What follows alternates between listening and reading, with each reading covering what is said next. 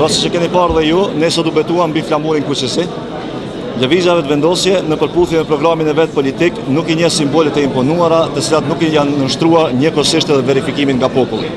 Synimi ynë është po ashtu që nëpërmjet punës dhe angazhimit tonë brenda dhe jashtë institucioneve t'ia kthejmë popullit simbolet kombëtare. Vetëm me to populli identifikohet dhe ndjehet vetvetja. Ne konsiderojmë që simbolet kombëtare janë shumë të rëndësishme për historinë dhe ekzistencën e kombit, prandaj me to nuk mund të luhet.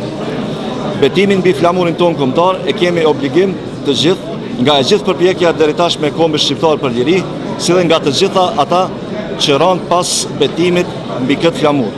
Amaneti i tyre vazhdon të na obligojë edhe sot. Kurse sa i përket tekstit të betimit, ai është në përputhje me programin tonë politik. Të gjitha fushat të cilat ai prek, pra interesi i popullit, sovraniteti, integriteti territorial dhe kushtetueshmëria, janë synime programatike edhe të lëvizjes së vendosje.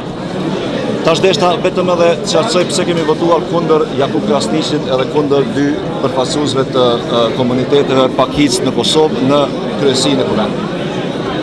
Ju e dini që Jakub Krasniqi ishte ministri i shërbimeve publike në vitin 2004, kur ai së bashku me drejtorin e zyres së çështjeve politike të UNMIK-ut, rusin Petar Ivancov, e nënshkruajtën draftin e parë 20 faqesh të decentralizimit. Kjo ishte zanafilla, piknisja e decentralizimit ose procesit të decentralizimit në Kosovë.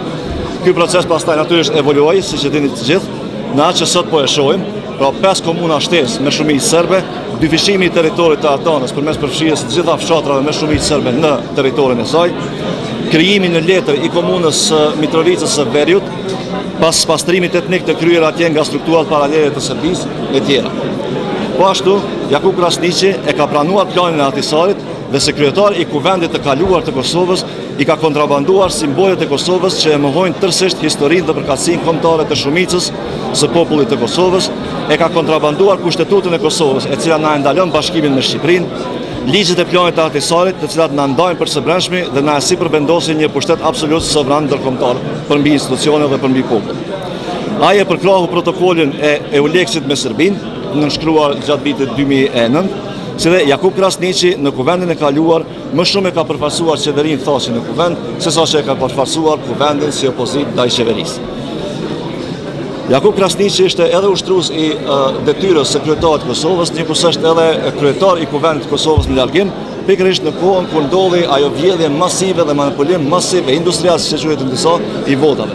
Dhe Jakub Krasniqi asnjëherë nuk e bëri këtë vjedhje masive problem, derisa e kuptoi në fund që i kishin vjedhur edhe atij vota për brenda partisë dhe atëherë u rebeluan. Pra Jakub Krasniqi reagoi vetëm kur u prek personaliteti i tij, po jo edhe kur preki vullneti i votuesve dhe popullit të Kosovës. Edhe tash po na paraqitet një Jakub i njëjtë. Ai është shprehur i gatshëm të pranojë negociatat e vazhdueshme me Serbinë, si dhe ta pranojë privatizimin neoliberal të ndërmarrjeve publike, edhe përkundër qartësisë politike për rrezikun që sjellin këto.